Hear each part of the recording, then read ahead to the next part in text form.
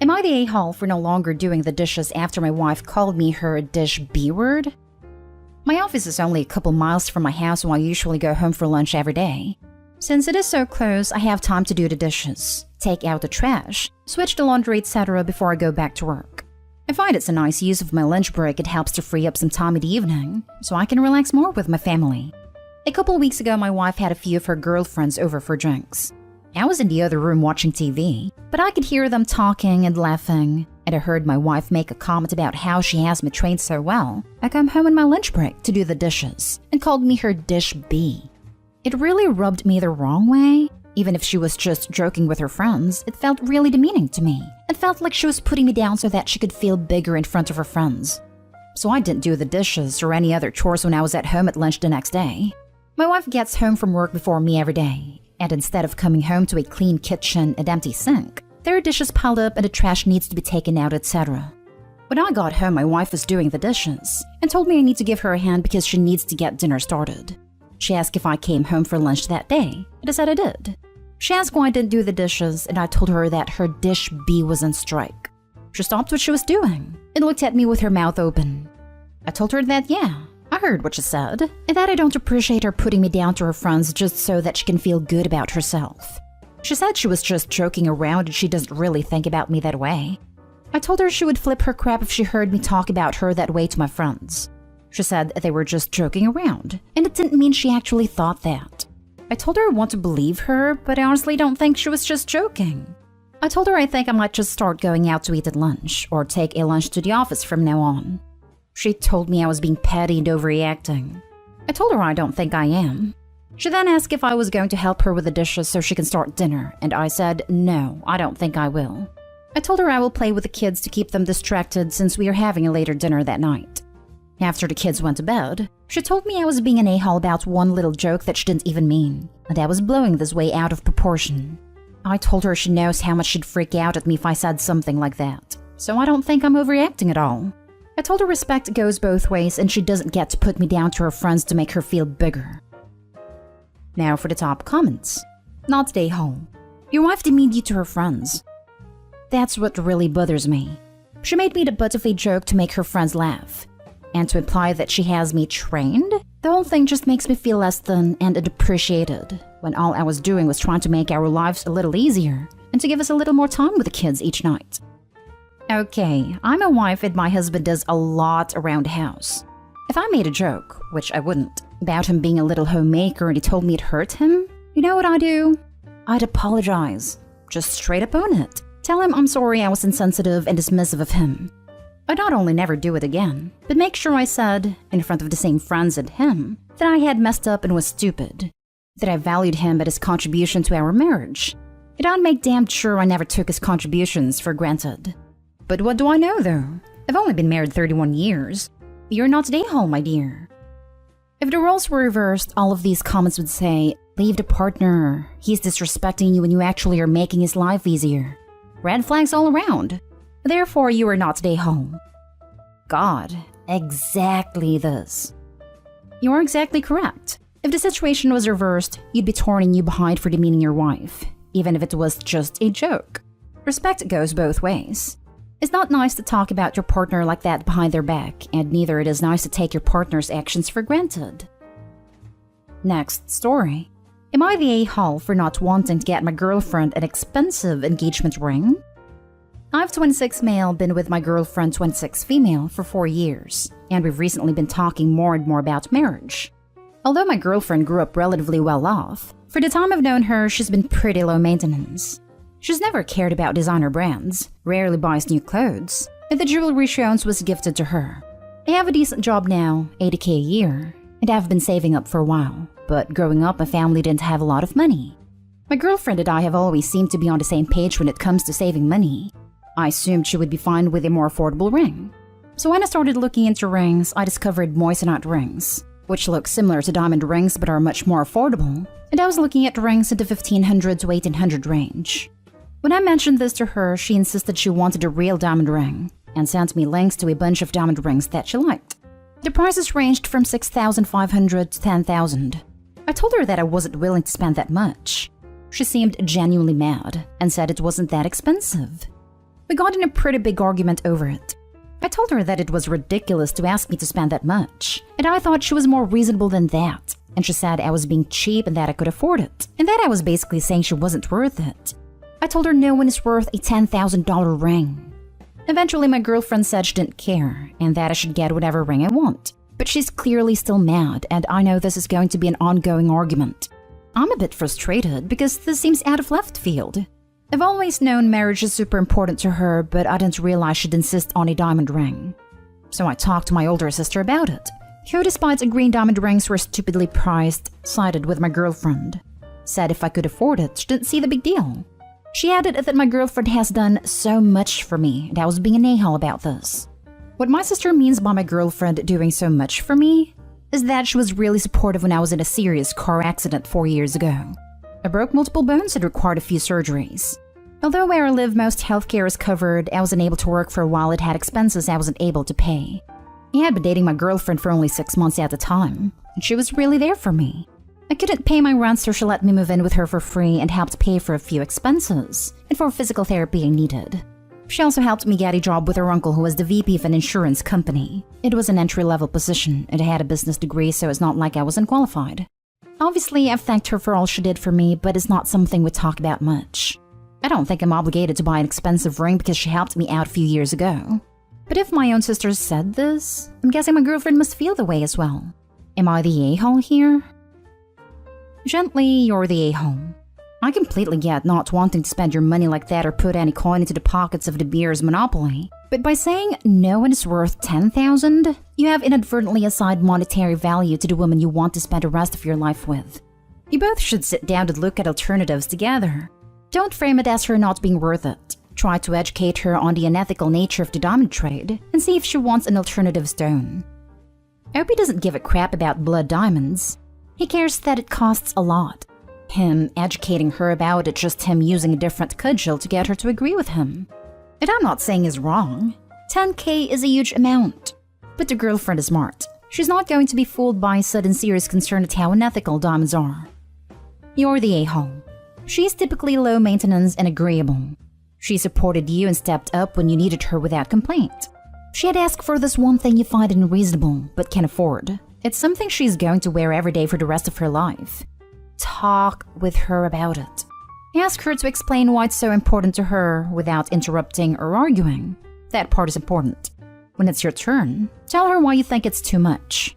Focus on how you could use that money together, not just on being wasteful. Why you find it wasteful even though you can't afford it is what matters. No one is worth $10,000 sounds a lot like I don't love you that much in the heat of the moment. Once you have both given real, understandable, calm reasons, try to find a compromise if you still disagree. A diamond is important to her, so can you give her a budget you feel is responsible? Can you nudge that budget into an area that feels slightly uncomfortable to you? Neither of you may love the feeling of compromise, but that's what a healthy marriage takes. She's already shown you the richer/poorer sickness and health part. Now show her you can work with her to find solutions when you disagree. Thanks for the advice. I think I needed to hear this. We really need to talk about it again without getting into an argument over it. Edit. This post got way more attention than I expected. I've definitely reconsidered my stance. I'm going to talk about this more with her. Thanks for all your help. Next story is titled, Am I the a-hole for not stepping up to be part of my kid's younger half-sibling's life? The mother of my 3 kids cheated on me during our marriage, and she ended up pregnant. I started divorce proceedings as soon as I found out, and DNA tests confirmed her youngest child was not mine. It also got me out of any responsibility because I knew the name of the real father and provided it to them. In the last 5 years, I have not wanted any part of my ex's other child. She has wanted me to, as the guy she cheated with is a deadbeat, and no guy she has dated since has wanted to take on her youngest as their own. I have focused on being a good dad to my kids, but I can't find it in myself to be anything to this other child. My kids have told me their mom brings it up to them. I've asked them how they feel, and they say since their sibling is not my child, they know I'm not responsible for him, and they think it's not a big deal like their mom thinks. But ever since the youngest started school, it has posed a bigger problem, because the child feels bad that it's not included by me, and it doesn't have a dad. It made my ex's family reach out and attack me, and call me an a-hole for not being willing to prevent this for the child. For my kids too, since they want them to care more than they do. So essentially, they want the kids to want me to include their sibling as part of our family, and not just family with their mom. And I think it got under my skin a little. It made me question if I'm the a-hole for not including this child, because I know I won't love the child. I know I don't want the child, and I know the child would always feel like a burden to me. I have been called an a-hole more in the last 2 months than ever before. Am I the a-hole? Now for the top comments. I feel badly for the little kid, but not the a-hole. The child isn't yours, and you can't be expected to live the reminder that your ex-wife cheated on you. You have no financial or emotional responsibilities here. The next time anyone calls you, tell them to mind their business and stay in their lane. Better yet, let them know if they care so much. The role is free. They can step up and be the father figure they so desperately want the kid to have. Not the a-hole in any way. Your ex's child does have a dad, but it isn't you. And raising the child as its father is not your responsibility. On top of it, I wonder if the ex would be able to claim allowance for the illegitimate kid as well, if Opie ever gives in and becomes a father figure to him. Anyway, not the a-hole. You don't love the kid, you didn't make the kid, and thus it is not your role to care for the kid. Your ex caused the situation along with her lover. It does suck for the kid, however, I can understand why you feel the way you do.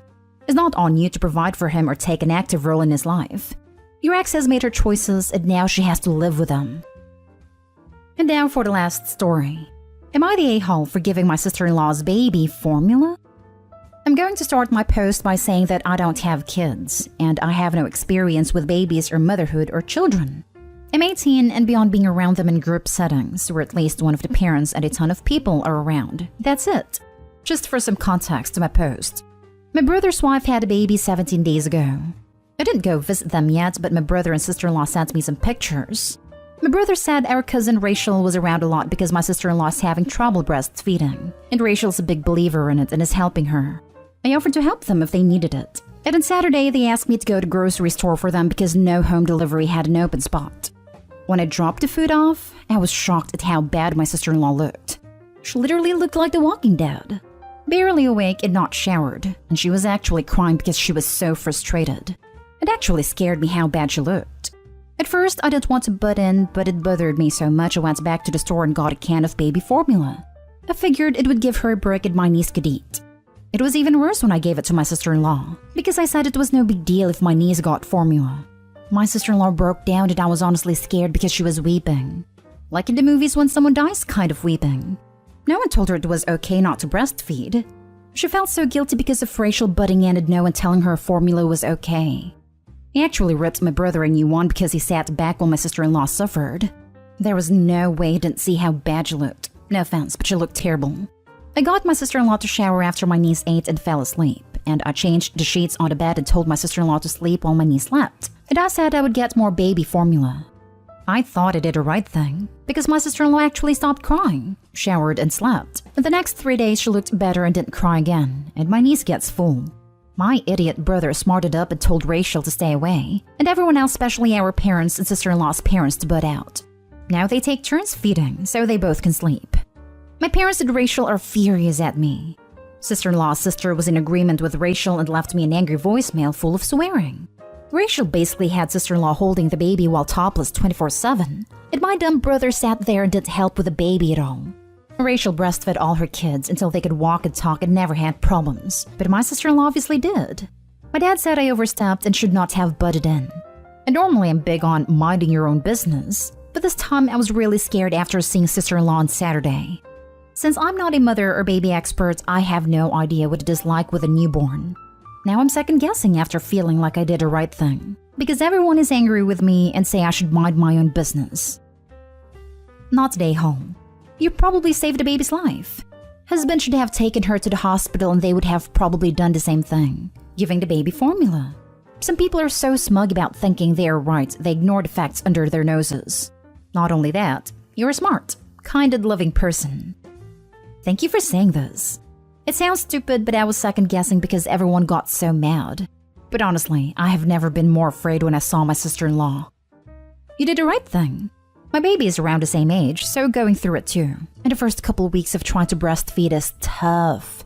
We had to supplement with formula the first week.